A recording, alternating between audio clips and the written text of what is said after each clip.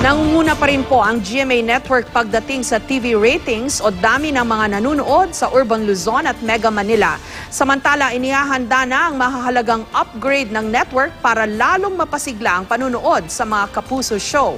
May report si Micaela Papa.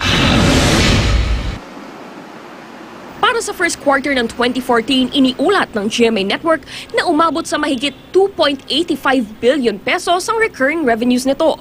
Mas mababa yan ng 4% kumpara sa parehong panahon noong isang taon. Ayon kay GMA Network Chairman and CEO Attorney Felipe L. Gozon, pangunahing dahilan ang kawalan ng political ads na nagtulak ng revenues noong 2013 na isang election year. Pero kumpiyansa ang GMA sa pagtaas ng revenue sa mga susunod na buwan. Ang ating projection is that in the coming months and quarters, we will be able to recover. And we even project that we will have a little profit at the end of the year. Batay sa Nielsen TV Audience Measurement Survey, lamang pa rin ang GMA sa ratings sa Mega Manila at Urban Luzon. Sa Urban Luzon, kung nasaan ang 77% ng TV households, nagtala ang GMA ng 35.2%, mas mataas ng 3.3 points sa ABS-CBN. Sa baluarte nitong Metro Manila naman, 36.3% ang GMA, mas mataas ng 7.1 points sa ABS.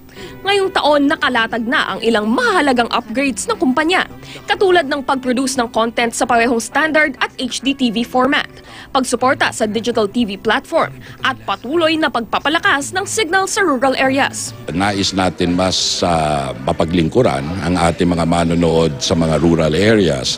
So ang malaking bahagi ng mga upgrades natin itong taon na ito, may kinalaman sa pagtataas pa ng antas ng signals natin sa mga rural areas.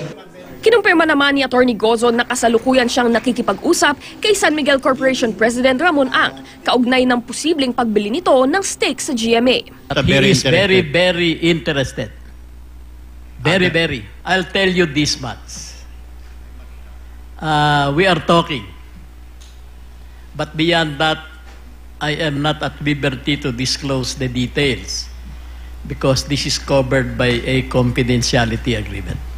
Micaela Papa, GMA News.